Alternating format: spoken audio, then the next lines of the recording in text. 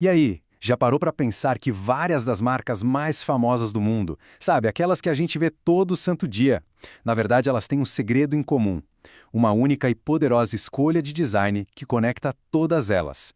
Quer ver só? Se liga nesses exemplos. Bom, vamos começar com a Lufthansa. Olha só para esse logo. A aparência é super limpa, bem moderna, né? As linhas são retas, a comunicação é direta, sem firula, sem detalhes sobrando. Tudo aqui passa aquela ideia de confiança, de eficiência. Agora, dá uma olhada no da Panasonic. A gente percebe que a estética é bem parecida, né? De novo, ó, uma fonte super forte, clara, objetiva. A mensagem que passa: tecnologia, precisão. E para fechar, a Nestlé. Pô, uma marca super familiar que passa aquela coisa de cuidado, de tradição, mas que também usa essa mesmíssima identidade visual. É algo tão poderoso e ao mesmo tempo tão presente no nosso dia a dia que a gente nem repara mais. Então, fica a pergunta, né? O que une todas essas marcas? Qual é esse elo secreto entre elas? O que conecta designs que, à primeira vista, parecem tão diferentes, mas que passam uma sensação tão parecida? A resposta está aqui, ó. Helvética. Simples assim. É muito provavelmente a fonte mais usada de todos os tempos. Ela é basicamente o DNA visual por trás de um número absurdo de marcas globais. Beleza, agora que a gente já viu o segredo das grandes marcas, vamos mergulhar na história da Helvética. A gente vai ver como esse ícone nasceu, como subiu junto com o estilo suíço, como dominou a era digital e, para fechar, o grande debate, porque ela é tão amada e odiada ao mesmo tempo. Bora lá? Então, nossa história começa na Suíça lá para o finalzinho dos anos 50. Pensa no contexto. O mundo estava saindo da guerra e o design procurava uma nova cara. A busca era por clareza, por ordem, por uma linguagem que fosse universal, sabe? Algo mais racional, objetivo. Naquela época, a fonte do momento, a queridinha dos designers suíços, era a Accidents Grotesque. Só que aí um cara chamado Eduard Hoffmann, que era diretor da Haas Type Foundry, olhou para aquilo e pensou, a gente precisa de algo novo para competir. Ele queria uma fonte mais limpa, sabe? Mais refinada.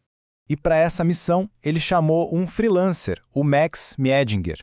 Em 1957, o Miedinger entregou o trabalho. Só que o nome original, olha que curioso, não era Helvética. Nasceu como Neue Haas Grotesque. E a partir daí, a coisa evoluiu muito rápido. Já em 1960, uma empresa alemã, a Stempel, pegou a fonte, adaptou e rebatizou. O nome Helvética vem de Helvétia, que é o nome da Suíça em latim, bem bolado, né? E aí, décadas depois, em 83, ela ainda foi atualizada e virou a Neue Helvética, o que só consolidou o legado dela de vez. Ok, mas como é que a Helvética deixou de ser só uma nova fonte suíça para virar tipo a cara da modernidade no século XX? Vamos entender agora o que fez ela ficar tão poderosa. O segredo dela está muito nas características visuais. Por exemplo, a altura X, que é basicamente a altura das letras minúsculas, tipo A ou X, é bem grande. Isso faz com que as palavras pareçam maiores, mais fáceis de ler. Outra coisa, os traços das letras terminam sempre retos, na horizontal ou vertical. Isso dá uma aparência super robusta, de autoconfiança. Ela foi pensada para ser funcional, sem enfeite, sem nada sobrando. E isso tudo se conecta perfeitamente com o tal do estilo suíço. Esse movimento de design queria justamente clareza, objetividade, era uma resposta ao caos da guerra, sabe? E a Helvética, ela era a personificação exata desses ideais. Limpa, precisa, neutra, casou como uma luva.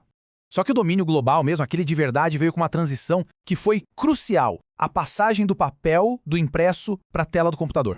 Chegaram os anos 80 e com eles a revolução dos computadores pessoais. Aí, a Helvética deu um salto gigantesco. Ela saiu dos estúdios de design e, de repente, estava dentro da casa e do escritório de todo mundo. Por quê? Porque ela já vinha instalada nos sistemas operacionais. De uma hora para outra, ela deixou de ser uma escolha de designer para virar a fonte padrão do mundo. E aí que está o grande paradoxo do sucesso dela. A Helvética ficou tão, mas tão onipresente, tão familiar, que a gente simplesmente parou de notar. É quase como o ar que a gente respira, sabe? Ela virou um veículo de comunicação praticamente invisível. Só que, claro, essa onipresença toda acabou gerando um dos maiores debates no mundo do design. Afinal, a Helvética é um ícone da perfeição ou é um símbolo de preguiça, de conformismo? De um lado, tem gente que defende com unhas e dentes, como o designer Mike Parker. Ele dizia que a genialidade da Helvética não está nem nas letras, mas no espaço em volta delas. Esse espaço, segundo ele, cria uma estrutura super firme e poderosa. Mas do outro lado, tem quem discorde forte. O famoso designer Eric Spiekermann tem uma visão, bem diferente. Ele basicamente compara usar Élvica com respirar. Ou seja, algo que a gente precisa fazer, é básico, mas não tem inspiração nenhuma. Para ele, é a escolha automática, sem criatividade. Então, o debate se resume a isso, no fim das contas. De um lado, a Helvética como o auge do design funcional, a fonte perfeita que só funciona sem chamar atenção. E do outro, ela como símbolo de uma monotonia global, da falta de ousadia, da falta de criatividade no design. E para fechar, fica aqui uma provocação. Depois de conhecer essa história toda, será que dá para continuar olhando o mundo aí fora, para os logos, para as placas, para as embalagens e não notar mais a presença constante e quase invisível da Helvética? Fica aí a reflexão.